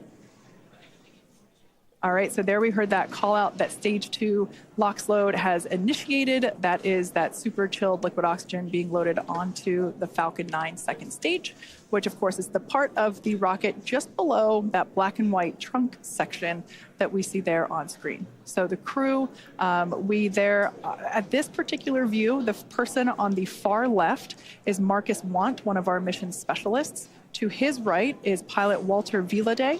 To his right is Commander Michael Lopez Alegria, or MLA, and on the very far right, mission specialist AlperGezeravcı. Fun fact for today's flight, it is the first time that we have a repeat flyer on Dragon. That's Commander MLA. He flew on the Axiom 1 mission, and it's so exciting to see him flying once again in Dragon today. He's pretty much an expert at this point. Yeah. All right, well, thank you for that update, Kate. And now for an update from Sonia Gavankar-McKay at Kennedy Space Center with Deputy Administrator Bill Nelson. Thanks so much, John. I'm now joined by NASA Administrator Bill Nelson. Thank you so much for joining us. We're so very close. NASA has so many decades worth of great relationships in the private sector with the commercial sector. Is this a winning strategy for the future? I know NASA is looking now further than LEO into going to the moon and even further. What does this look like going further, and what are we building on? It's the new era of the golden age of space adventurism. We go back to the moon, for example, not only with our commercial partners, and the 2 landers will be built by commercial companies, but we also go back to the moon with our international partners. Right. And that's quite a difference from a half century ago when we first went to the moon. And that's the way that our space flight is in low Earth orbit as well. Look at the international cooperation on the space station. Look at now the commercial operation on the space station as evidenced by this flight here today. This moment really is that culmination of that international partnership, private, commercial, all of these things building on each other. How important is this for NASA to develop these commercial partnerships and across varying fields? I mean, Axiom Space, of course, building the Axiom Station. We're working on the suits that'll be worn on the moon by the Artemis crew. How important are these partnerships for NASA? Well, it's essential. We want to get out of low Earth orbit. We want to go and explore the cosmos. And so the more that we can bring commercial business off the face of the Earth up to low Earth orbit and, for example, replace the International Space Station when it ages out in 2030 with a commercial space station, that then we can become a person who rents space to train our astronauts before we send them out to the moon and on to Mars. Or the business aspect, pharmaceutical research, pharmaceutical production, all kinds of different research utilizing the properties of microgravity in space. So you're seeing the Axiom Station as an expansion of the area that is available to do this work, and this dynamic shift between NASA and organizations like Axiom Space really offers something new to the landscape. This really is the next golden age, isn't it? Well, and Axiom is one of several that are now with incentive money from NASA building their concepts of a space station for low Earth orbit. And I am certainly hopeful that they are going to be successful, and that increasingly as they do research in space, they're finding out that there's a business case in order that they can actually have a profitable business. Well, that's what we're looking forward to, and we're looking forward to just this great moment as we build these partnerships, these relationships. Thank you so much for having us here and for being part of this broadcast and sharing this wonderful moment for all of our organizations, SpaceX, Axiom Space, NASA, working together as usual, right? Thank you so much. Thanks so much, Senator. Thanks for joining us. Go Ax-3. Go Ax-3, that's right. As we charge towards terminal countdown to launch, Michael Lopez Alegria, today's commander, has a special message for his crew. Let's take a look. Man, I am excited. We are getting very close. As we get to these last few minutes, I want to make sure we take a second to thank the training teams that got us here, that prepared this very professional team of astronauts to go to the International Space Station on this very historic mission. First, the NASA teams, both at Johnson Space Center in Houston and at Marshall and Huntsville, Alabama. Then to our international partners, ESA at the European Astronaut Center in Cologne, Germany, and Scuba near Tokyo in Japan. And the Axiom team, whose help really was important when it got down to training for all the payloads that we'll be doing, over 30 experiments, as I think you've heard. So we're excited and very thankful to all those guys, but last but not least, to the folks in whose very capable hands we find ourselves right now, that's SpaceX. Thanks to everybody. Without you, we couldn't have been here. Now let's go do it.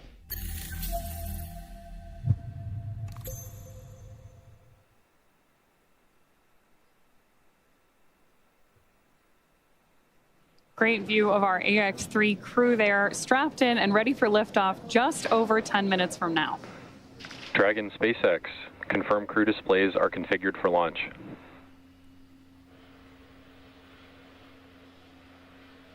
SpaceX Dragon, the displays are so configured, and do you mind if I say a few words here, Jake? MLA, I do not mind at all. You've got the floor. So first I want to thank our partners who had the vision and the conviction to help Axiom open access to humans to low Earth orbit, and they are the Italian Air Force and its various ministries of its government, the Space Technologies Research Institutes of Turkey, TÜBİTAK, and the Turkish Space Agency and its ministry, as well as the Swedish National Space Agency in tandem with ESA. And I also want to thank the team. If you're listening to this through an earpiece sitting in Hangar X and Launch Control or in Hawthorne and Mission Control, you're on the team. And the same is true of people who'll be sitting at those consoles and consoles just like them, and Mission Control in Houston and the Payload Operations and Integration Center in Huntsville. Same is true for all the trainers that helped us get where we are today with the crew ready to launch.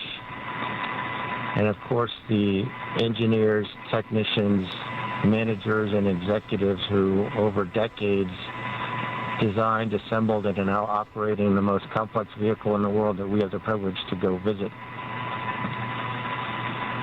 Same is true for the visionaries who conceived and developed this amazing rocket that we're sitting on and the beautiful and capable capsule that we're sitting in. And if you're in the Rescue Ops Center, you guys are on the team. And of course, so are our friends and families who have given us their love and support from the very first step of this journey. And last but not least, the team at Axiom Space, the people who have poured their blood, sweat, and tears into this.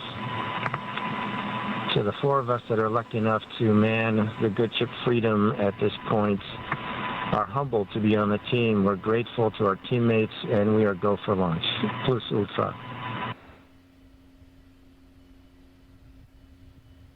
Copy all, Mike. As we just ticked through T-minus 8 minutes, I'll let you know you've got a whole bunch of people rooting for you here and indeed all over the world. Godspeed, Axiom 3.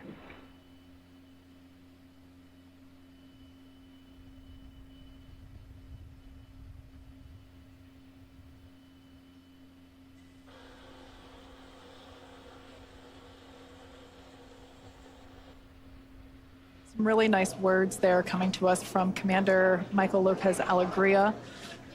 We are now approaching 7 minutes until liftoff of the Ax-3 crew. The next event that we'll hear is that Stage 1 engine chill has begun. Engine chill has started. And just on time, that call out tells us that we are now flowing a little bit of the super chilled liquid oxygen through the engines, through those turbo pumps to help bring the temperature down of that hardware.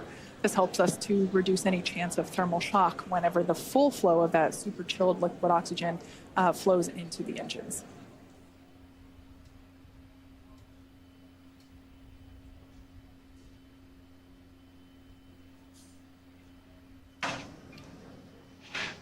LOX load continues for Falcon 9.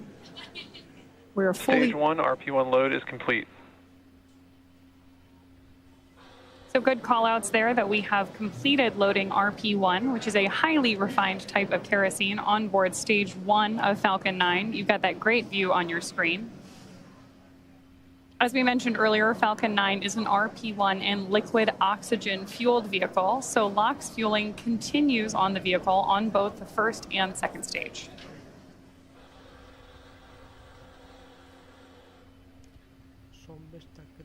Blue skies there at the launch site. We're launching out of pad 39A at Kennedy Space Center. We are 60% go for those weather conditions, which we're always keeping an eye on around the Florida airspace. Next event that we have coming up is the terminal count for Dragon. This involves a couple of things, but primarily just means that Dragon will be transitioning to internal power. Great view there of the Dragon capsule, as well as the Dragon trunk, which is the unpressurized section just below the pressurized section, which of course is where we have the crew sitting. Propellant remains underway. We are completely loaded with all of our RP1, that rocket grade kerosene. We're still underway. Falcon 9 tanks are pressing for strong back retract. Dragon is in configure for terminal count. So like Kate mentioned, we are heading into terminal count, and Falcon 9 is ready for that configuration. We also just heard the call out that the Falcon 9 tanks are pressurized for strong back retraction. The strong back is that white structure you see to the right of the vehicle right now. That's used not only to connect the vehicle's umbilicals, but also as a structural support system. The strong back is retracting? Up until it begins to retract, which we just heard the call out for here. That's the mechanism we use both to move the rocket out to the launch side and pull it into its vertical orientation ahead of launch. We'll keep an eye on it as it retracts slightly here on your screen. We'll be able to see those clamp arms begin to open. And there they are now. And then that strong back will retract a couple degrees away. It will retract even further upon ignition of the engines to clear the way for Falcon 9's ascent.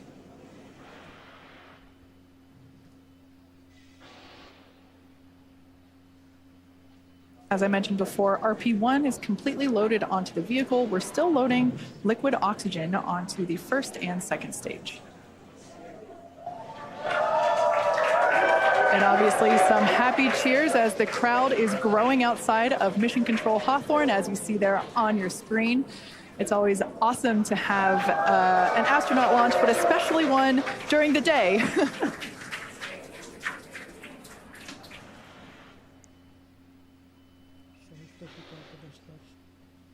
Heyecan dorukta. Bekliyoruz bakalım. Stage 1 LOX load is complete. With that confirmation, we know that stage 1 is fully loaded. Team is thrilled to hear that news behind me.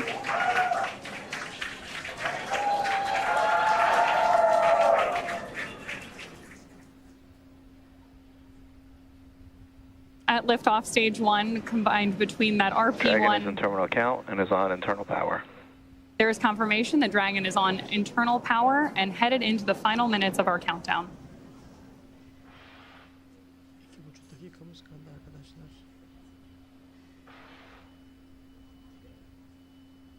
As I was saying earlier, at liftoff, Falcon 9 will be burning nearly 700 gallons of fuel per second. Great views there, too, of our crew inside Dragon, awaiting liftoff just over 2 minutes from now.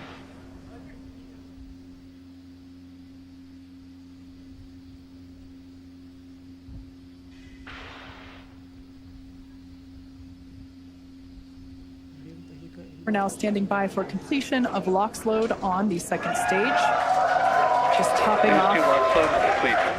And there's that call out. And more cheers from our crowd here at Hawthorne, California. Dragon is in auto idle. Confirmation there that Dragon is in auto idle. Wow, great view of 39A on your screen right there as we head toward launch.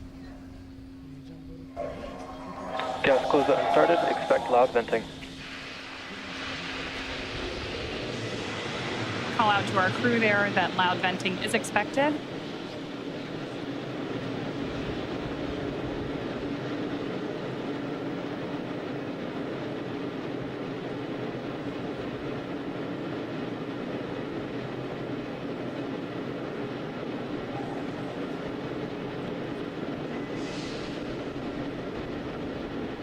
Falcon 9 is in startup. There's that Dragon is in countdown.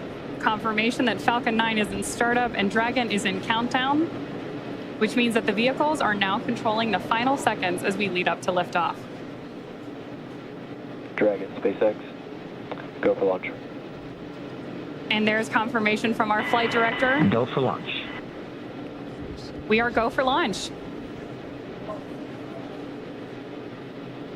T-minus 30 seconds.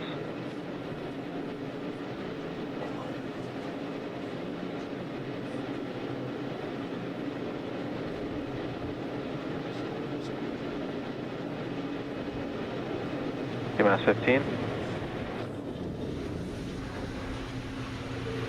10, 9, 8, 7, 6, 5, 4, 3, 2, 1. Ignition, engine full power, and liftoff. Go Ax-3.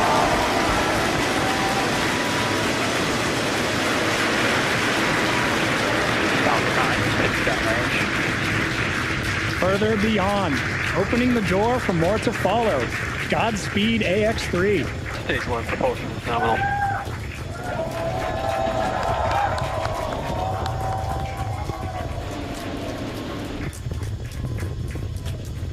Of course, if you are just joining us, this is the launch of the Axiom-3 launch to the International Space Station. Those incredible views on your screen, and there's our first shot of the AX-3 crew inside Dragon on ascent. Now, in just a few seconds here, we should hear the call out that Falcon 9... power and telemetry. Stage 1 throttle down. There's that call out that Falcon 9's engines are throttling down to help us pass through the period of maximum dynamic pressure during ascent. Max Q. There's that call out for Max Q. Falcon 9 is supersonic. And that Falcon 9 is going faster than the speed of sound. Now, at this point, we will begin to throttle Falcon 9's engines back up. Stage 1 throttle up. There's that call out for mission control as well, as our AX-3 crew continues on their way to space.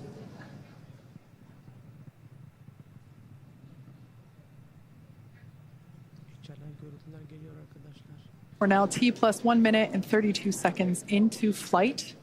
The next event we have is MVAC chill, similar to what... MVAC chill underway. There's that call telling us that, again, we're flowing a little bit of that super chilled liquid oxygen. Stage 1 Bravo. Copy 1 Bravo. That call there was one of the abort mode callouts that the crew is calling out as they are making their ascent on Falcon 9.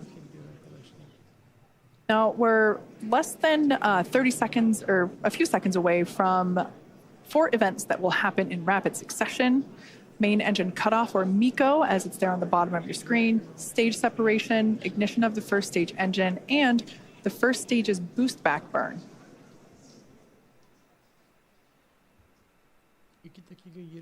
Stage 1 throttle down. That call telling us that the engines are beginning to throttle down. MECO. Stage separation confirmed. SpaceX Dragon 2 Alpha. Some loud cheers here as we can see that the Stage 1 boost back startup. first and second stages have separated.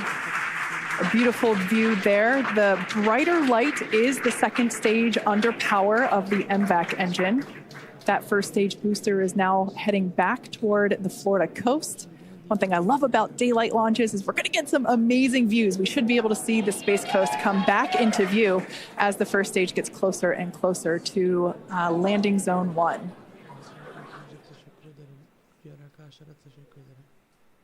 Note that that first stage is actually still coasting to its apogee. So it's about, as you can see there on your screen, 114, 115 kilometers above the Earth's surface. And it's going to keep coasting for a little bit. Beautiful view there on the right-hand side of your screen of that MVAC engine. Boost back shut down.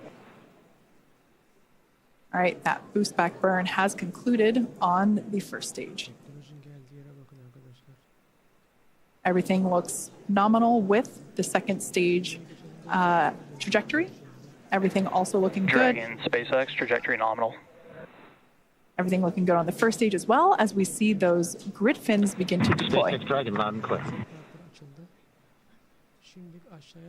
Now, the next 2 major events we're tracking for the first stage, which right now is on the left-hand side of your screen, is going to be the entry burn at about T plus 6.5 minutes, where we'll light 3 of Falcon 9's first stage engines, followed shortly thereafter by the landing burn at T plus 7 minutes and 32 seconds, which will be a single engine burn to bring us back to landing zone 1 at Kennedy Space Center. Great view there of our crew on board. And you can, of course, always keep an eye on their telemetry down in the bottom corner of your screen.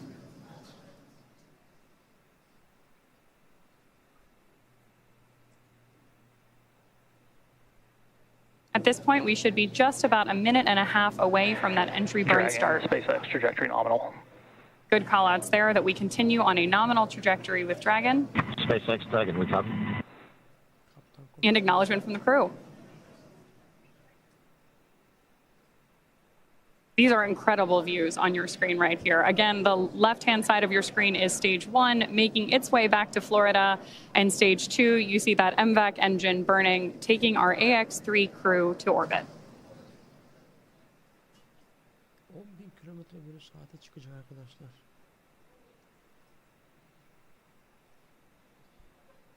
Roketimiz 3200'de şu an. Rüzgar kanatlarını açtığı için biraz hızlı.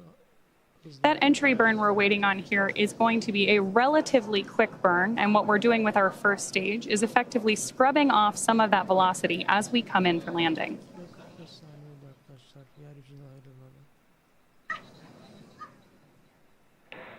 Dragon, SpaceX, trajectory nominal. That's a nominal trajectory for Dragon as we continue to orbit. Dragon, we copy. Again, confirmation from the crew. And we are expecting about 2.5 more minutes from that second engine burn. 12.000 kilometre oldu arkadaşlar hızı. Kapsülün hızı. Stage 1 entry burn startup. Space isyan. Sol taraftan izleyin arkadaşlar detaylı bir şekilde. Stage 1 entry burn shutdown. Şimdi yön veriyor kendisine.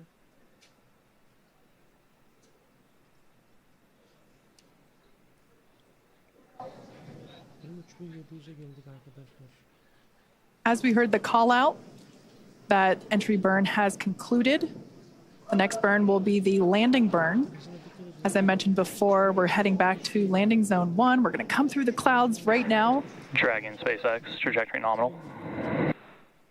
Everything continues to look nominal for SpaceX, Dragon, we copy. For the second stage there on the right-hand side of your screen. These views really are breathtaking. Such clear, crisp views of both the first stage on the left and the second stage on the right. Right through with these clouds should be our first view. Once again, there it is. Just like magic, we see landing zone 1. Crowds cheering here at SpaceX Mission Control Hawthorne as we tune in to see if we stick the landing.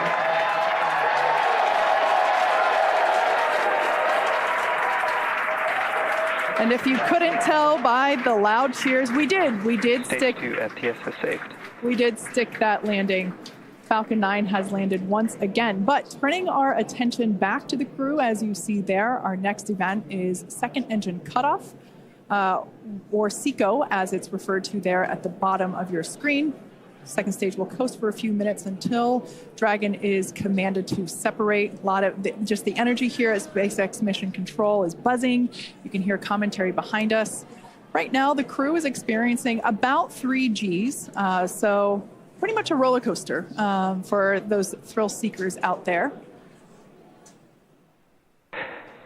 Stage 2 is in terminal guidance. And we are about 20 seconds away from that second engine cutoff. MLA will know this this feeling very well, this experience of going from now almost 4 Gs to... SpaceX Dragon Shannon. To... Copy, Shannon. As another abort mode there being called out. Now standing by for second engine cutoff.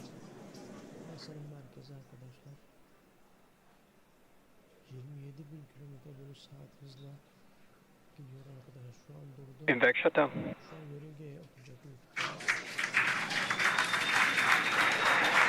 Dragon, SpaceX, you're in a nominal orbit.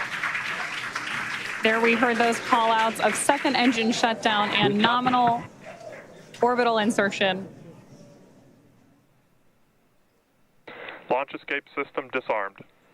And the disarming of our launch escape system. That, of course, means that our Ax-3 crew is getting their first experience here in microgravity.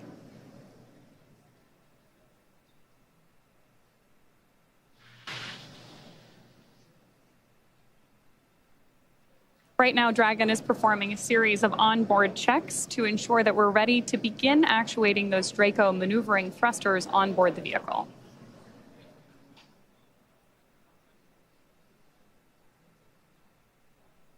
Now, as we prepare for Dragon separation, we should have a great camera view here in just a couple of minutes.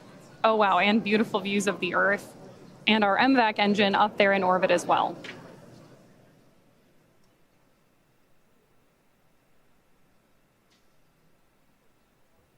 10 dakika oldu ya yüzün ayrılalı. Şimdi Deniron kapsülüne işlemi gerçekleşecek.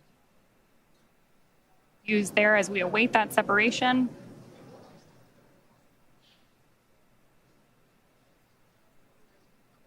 Görüntü muhteşem.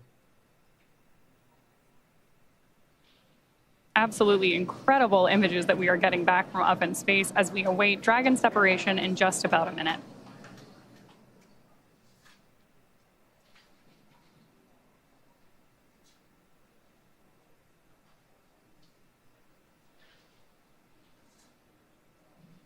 More views there of our Ax-3 crew on board Dragon.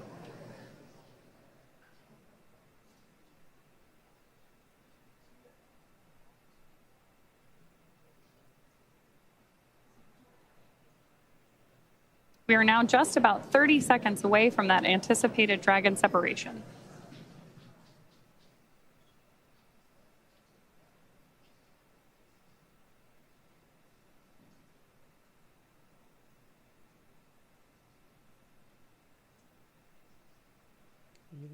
Starting to see the crew there play a little bit with the fact that they are operating in microgravity.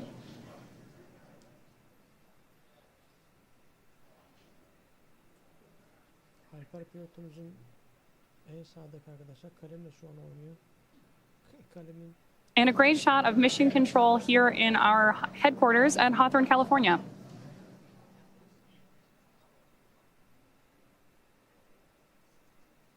SpaceX'in merkezi galiba arkadaşlar. NASA değil de SpaceX'in merkezi arkadaşlar. This camera view here is taking a look at Dragon. What we're waiting for is nose cone deployment, among other things, which, as Kate mentioned earlier, there we go. Dragon separation confirmed. As you can see, Dragon has separated from the second stage. A pretty cool view here looking up at the heat shield that will return the Ax-3 crew back to Earth in just about 2 weeks. So this is our first view of Ax-3 flying free.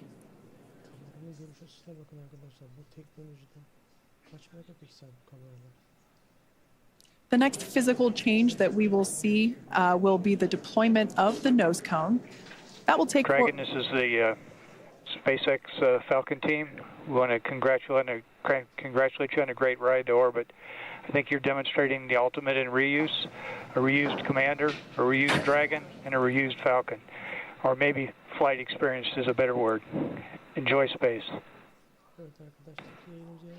And Axiom 3. No, Durston. As I was saying, it's a team sport. Thank you, guys. And Axiom 3, this is your launch director here. Walter, Alper, and Marcus. Congrats, welcome to your first flight on Dragon. Mike, on the other hand, welcome to the Dragon Frequent Flyer Club. I imagine you'll have enough miles to qualify for platinum status after this flight. Godspeed, Axiom 3, cheers. Mark, thanks to you and your team. We're very grateful up here. So some back and forth between the Ax-3 crew as well as Ax-3 Chief Engineer Bill Gerstenmayer, who, oh, I heard the ping. That is our first Quindar tone of Ax-3. Fun fact, Bill Gerstenmayer was actually chief engineer on Ax-1, which is the mission that MLA was also commander of. So if you want to talk about reuse, we also have some reuse on our side as well. We also heard some nice words from launch director Mark Soltis. So just some really nice communication from both the Falcon team and the Dragon team to the Ax-3 crew. And with that, our Ax-3 crew is in orbit and on their way to the International Space Station. Obviously, great views of the crew there. And now mission control, again, that's... SpaceX Dragon. Jake, any chance you could encode one of the centerline cameras? We could watch the nose cone. The crew's getting right into it. I love it. Dragon, we copy on the request.